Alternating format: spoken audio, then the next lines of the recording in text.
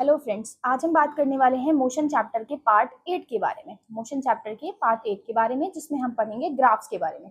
इससे पहले भी मैंने बहुत सारे टॉपिक्स आपको पढ़ाए हैं, तो पहले आपको उन टॉपिक्स को पढ़ना है, देन ये वीडियो। ओके, तो चलिए आज का टॉपिक हम स्टार्ट करते हैं, ग्राफ। तो वाई ग्राफ? आखिर हम ग्राफ बनाते क्यों हैं? देखिए, graph is a powerful method to represent information in newspapers, magazines and TV. Graph में क्या होता है, हम न्यूज़पेपर, टीवी या मैगजीन्स में इंफॉर्मेशन को रिप्रेजेंट करते हैं। ठीक है, तो जैसे ये हमारे पास इंफॉर्मेशन है कि आपने ओवर्स जो है 0 ओवर्स पे, 2 ओवर्स पे, 4 ओवर पे, 6 ओवर पे कुछ इस तरह से रन बनाए हुए हैं। ओके, ये हमारे पास इंफॉर्मेशन है। अगर हम इस इंफॉर्मेशन को इस तरह के कॉन्सेप्ट पर, इस तरह के एक्सिस पर शो करेंगे, तो ये हमारा क्या हो जाएगा, ग्राफ हो जाएगा। ठीक है, अभी हम देखेंगे कैसे करेंगे। चलिए देखते हैं। तो बस आपको समझ में आ गया ग्राफ का काम क्या होता है, ग्राफ क्यों बनाते हैं। जैसे पेट्रोल डीजल के प्राइसेस हाई हैं, लो हो रहे हैं, तो ये चीज भी शो करी जाती है ग्राफ में।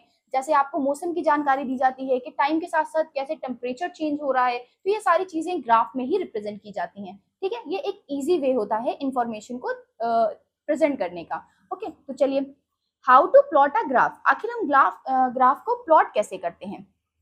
A graph is plotted to display the relation between two quantities. ये दो क्वांटिटीज के बीच में रिलेशन को शो करता है। अब कैसे? Generally one of the two quantities, दो में से एक जो क्वांटिटी होती है, चेंजेस इंडिपेंडेंटली। वो क्या करती है, इंडिपेंडेंटली चेंज होती है। And the other quantity depends on it. और दूसरी जो क्वांटिटी होती है वो डिपेंड करती है। देखिए, जैसे हमने कहा ओवर्स जो थे, यहाँ पे आपने ओवर देखे, ओवर क्या है, वो टाइम के साथ इंक्रीज होते जाएंगे, वो बढ़ते जाएंगे। लेकिन जो रन है वो ओवर पर डिपेंड करेंगे कि इतने ओवर हुए तो इतने रन हुए, इतने ओवर हुए तो इतने रन हुए। ठीक है, जैसे आपको शो किया था, मैंने पहले भी दिखाया हुआ है कि जैसे 0 पे आपके 0 रन हुए, तो ये जो ओवर्स हैं हमारे, वो इंडिपेंडेंट क्वांटिटी है। और ये क्या है, रन्स क्या है, ओवर्स के ऊपर डिपेंड कर रहे हैं कि जब 2 ओवर होंगे तब जाके कहीं 18 रन होंगे। ठीक है, तो ओवर्स हमारे क्या हो गए, इंडिपेंडेंट क्वांटिटी हो गए। तो हम इंडिपेंडेंट क्वांटिटी को किस पे रिप्रेजेंट कर देते हैं, एक्स एक्सिस पर। और जो डिपेंडेंट क्वांटिटी होती है, जैसे रन, जो कि ओवर के ऊपर डिपेंड कर रही है, उसे किस पे रिप्रेजेंट कर देंगे, ये वाई एक्सिस पर। देखिए, परपेंडिकुलर जो एक्सिस है उसे वाई एक्सिस कह देंगे। ठीक है, चलिए आगे पढ़ते हैं तो हमें और क्लियर होगा। देखिए क्या लिखा हुआ है, हमने क्या किया है, choosing the axis draw two perpendicular lines crossing. हमने एक एक्सिस चूज करी हुई है जिसमें दो लाइंस को परपेंडिकुलरली एक दूसरे के ऊपर क्या कराया है, हमने इंटरसेक्ट कराया। देखिए ये दो लाइंस है, हमने इन्हें यहाँ पे आकर कट कर गई हैं। Okay, each other at a point, एक पॉइंट पर ये क्रॉस करी हुई हैं। These lines are called X axis and Y axis. इन्हीं लाइंस को हम क्या बोलेंगे, जब हम ऐसे दो लाइंस लेंगे परपेंडिकुलर और उन्हें ऐसे क्रॉस कराएंगे, तो एक जो लाइन ये हॉरिजॉन्टल है उसे हम बोल देंगे एक्स एक्सिस, और ये जो हमारी वर्टिकल लाइन हमें मिलेगी इसे हम बोल देंगे वाई एक्सिस। ओके, तो ग्राफ में कुछ ऐसा लिया जाता है। तो हमने एक्स एक्सिस वाई एक्सिस ले ली। अब हम क्या करेंगे, देखिए जो हमारी डिपेंडेंट वैल्यू थी, जो हमारी इंडिपेंडेंट वैल्यू आई थी, उसे हम यहां पर शो कर देंगे और डिपेंडेंट वैल्यू को हम वाई एक्सिस पर कर देंगे। ठीक है, डिपेंडेंट वैल्यू को हम किस पर शो करेंगे, वाई एक्सिस पर शो करेंगे हमेशा। देखिए जैसे एग्जांपल के तौर पर टाइम जो है आपका, अगर हम टाइम के साथ यहाँ पे टाइम ले रहे हैं, ठीक है, टाइम हम यहाँ पे क्यों ले रहे हैं, क्योंकि टाइम आप क्या रोक सकते हो, नहीं, टाइम हमारा क्या होता है, लगातार बढ़ता जाता है, वो किसी के ऊपर डिपेंड नहीं करता है। तो ये हमारी इंडिपेंडेंट वैल्यू हुई। तो हम यहाँ पे हमेशा टाइम, मतलब जब भी हम मान लीजिए डिस्टेंस टाइम ग्राफ बना रहे हैं, डिस्टेंस टाइम ग्राफ बना रहे हैं, तो इसमें हम डिस्टेंस कहाँ पे लेंगे और टाइम कहाँ पे लेंगे। तो हमने आपसे कहा टाइम जो होता है वो इंडिपेंडेंट होता है। आपने कहा कैसे, तो हमने कहा टाइम तो रुकता नहीं है, टाइम के अकॉर्डिंग सारी चीजें चलती हैं, टाइम किसी के अकॉर्डिंग नहीं चलता। तो टाइम हमारा इंडिपेंडेंट वैल्यू। हमने कहा जो भी इंडिपेंडेंट वैल्यू हो उसे आप एक्स एक्सिस पर रिप्रेजेंट कर देना, एक्स एक्सिस पर दिखा देना। ठीक, अब टाइम जो है वो हो गया। अब डिस्टेंस क्या है, डिस्टेंस तो दूसरी क्वांटिटी बची, उसे हम यहाँ पे शो कर देंगे। ठीक है, तो इस तरह से आपको क्या है, ग्राफ को बनाना है। ठीक, देखिए अब हम बात करेंगे स्लोप ऑफ ग्राफ क्या होता है। देखिए आपने ग्राफ बना लिया, आपने लिया एक एक्स एक्सिस, सॉरी ये एक वाई एक्सिस और एक ये एक्स एक्सिस हो गई आपकी, और ये आपकी एक वाई एक्सिस हो गई। ठीक है, अब हमने इसमें टाइम ले लिया। मान लीजिए हम यहाँ टाइम और डिस्टेंस के बारे में बात कर रहे हैं। हमने यहाँ पे क्या लिया हुआ है, वाई एक्सिस पर डिस्टेंस ली हुई है और एक्स एक्सिस पे क्या लिया हुआ है, टाइम लिया हुआ है। ठीक है, देखिए टाइम हमने 1 सेकेंड, 2 सेकेंड, 3 सेकेंड कुछ ऐसे लिया हुआ है। ठीक, डिस्टेंसेस आपने मान लीजिए एक सेकंड में 10 मीटर तय करी, दूसरे सेकंड आपने 20 मीटर तय करी, तीसरे सेकंड आपने 30 मीटर तय करी, तो आपने कुछ इस तरह से डिस्टेंस तय करी। तो मतलब हमने ये शो किया कि एक सेकंड में आप 10 मीटर की दूरी तय कर सकते हैं, 2 सेकंड में आपने 20 मीटर की दूरी तय कर ली, तीसरे सेकंड आपने 30 मीटर की दूरी तय कर ली। तो देखिए जहां पे 10 हमारा ये मिल रहा है और 1 मिल रहा है, यहाँ पे एक पॉइंट रखिए। फिर जहां पे आपने 2 सेकंड में आपने 20 मीटर की दूरी तय करी है ना, ये तो हमने यहाँ पे देख लिया। अब आपने 30 मीटर की दूरी कितने सेकंड में तय करी है? 3 सेकंड में, तो ये हमने देख लिया।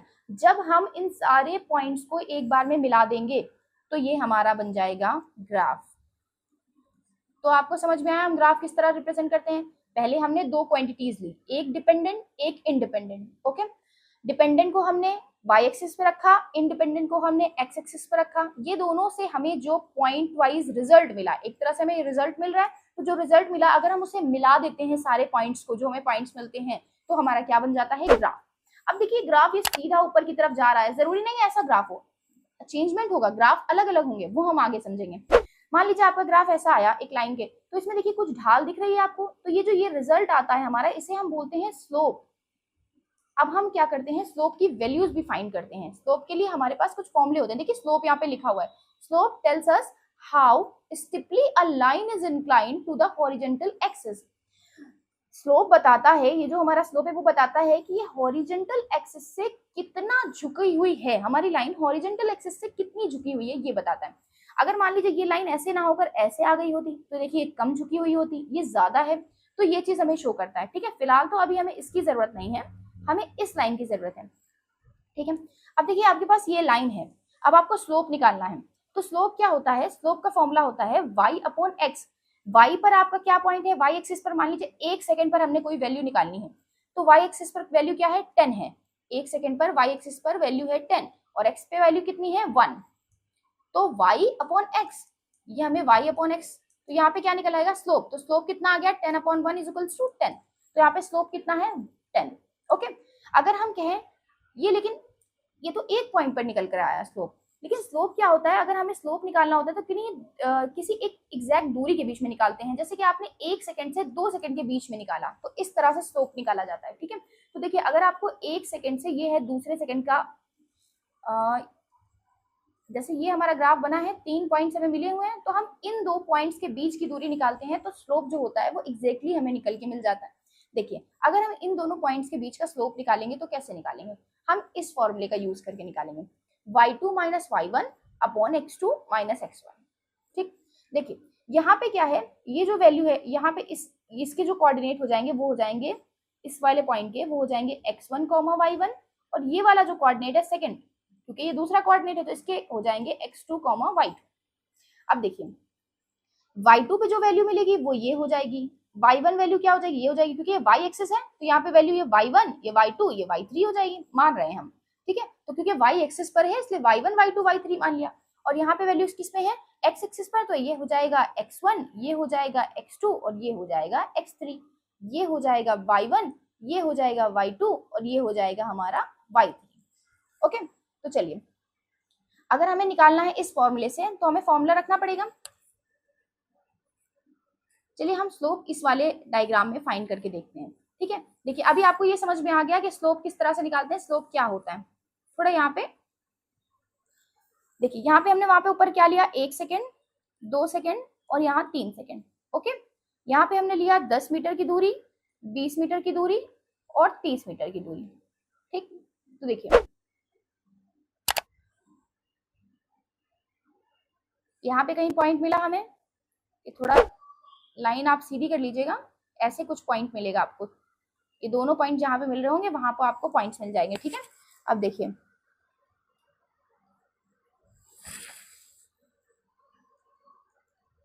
ये कहीं हमें पॉइंट मिला, फिर हमने क्या किया, ये हमें कहीं पॉइंट मिला, ये हमें 3 पॉइंट्स मिल गए। ठीक है, अब देखिए अगर हमने आपको कहा इस पॉइंट से इस पॉइंट के बीच का क्या निकालिए? स्लोप निकालिए, तो आप कैसे निकालेंगे स्लोप?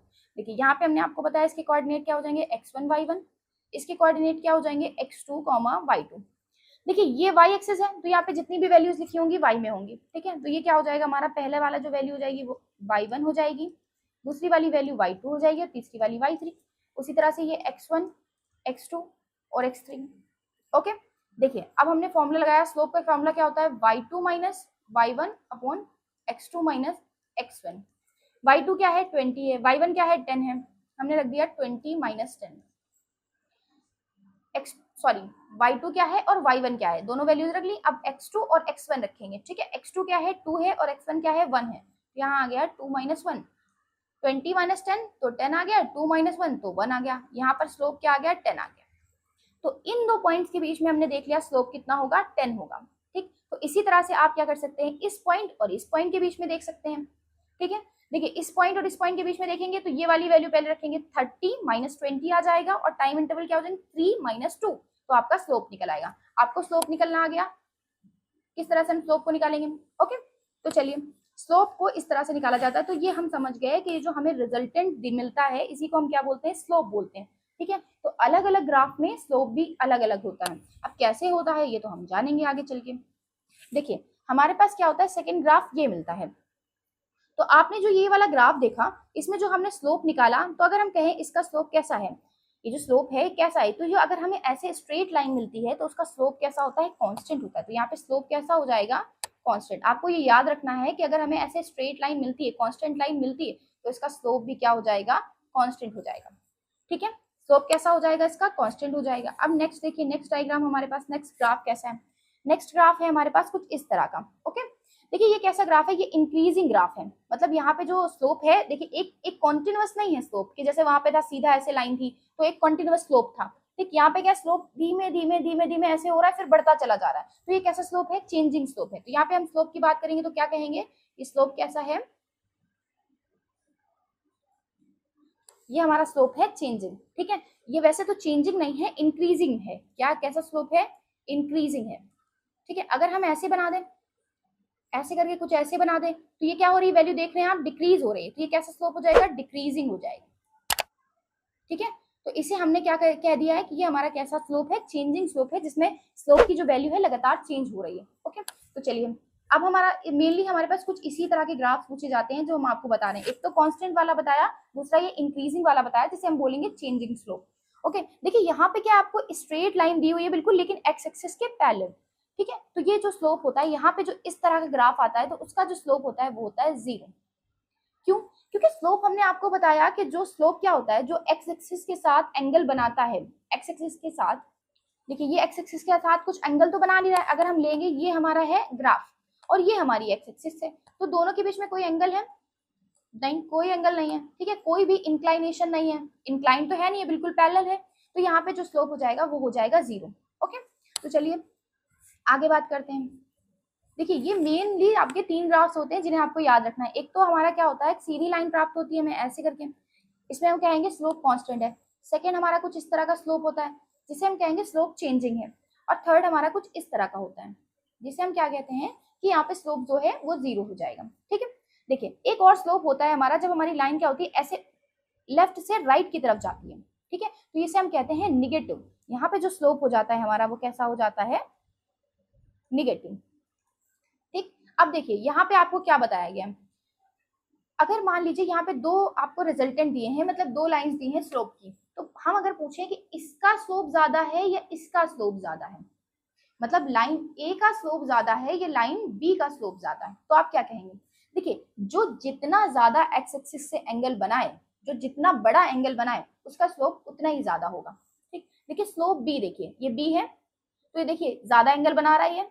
मान लीजिए ये बीचों बीच से लाइन गई है, तो ये 45 का एंगल हो गया आपका, और ये क्या हो जाएगा, मान लीजिए इससे बड़ा ही होगा, मान लीजिए 60 डिग्री का एंगल हो गया, ठीक है। तो 45 का एंगल छोटा है, तो ये हमारा स्लोप क्या हो जाएगा, इसका कम हो जाएगा, स्लोप ए क्या होगा, कम होगा। और ये जो हमारा 60 एंगल बड़ा है, तो एंगल बड़ा होने से स्लोप क्या हो जाएगा, बड़ा हो जाएगा स्लोप, ठीक है। तो यहाँ हम लिख सकते हैं slope of A is less than slope of B. तो आपसे कभी कभी ग्राफ देकर क्वेश्चन पूछ लिया जाता है कि कौन सा स्लोप बड़ा है कौन सा छोटा, तो आपको इजीली समझ में आ जाएगा, जो कम एंगल बना है वो छोटा है, जो ज्यादा एंगल बना है एक्स एक्सिस के साथ वो हमारा क्या हो जाएगा, बड़ा हो जाएगा, ठीक है। तो आज का टॉपिक हम यहीं पे खत्म करते हैं अपना। हमने आज आपको बताया ग्राफ के बारे में, स्लोप क्या होता है ग्राफ में, जो रिजल्टेंट वैल्यू हमें मिलती है ग्राफ में वो हमारा स्लोप हो जाता है। स्लोप को निकालते कैसे हैं, y अपॉन एक्स करके, y2 minus y1 upon x2 minus x1 करके, ओके। फिर हमने आपको बताया किस किस तरह के ग्राफ्स हमें पढ़ने हैं, ठीक, ये तो बेसिक था। अब इसके बाद हम जो नेक्स्ट वीडियो बनाएंगे उसमें हम आपको डिस्टेंस टाइम ग्राफ बताएंगे, जो मेनली आपके सिलेबस में आता है। ठीक है, ये तो बेसिक था, आपको बेसिक पढ़ना बहुत जरूरी था, तभी तो आप आगे का समझ पाएंगे।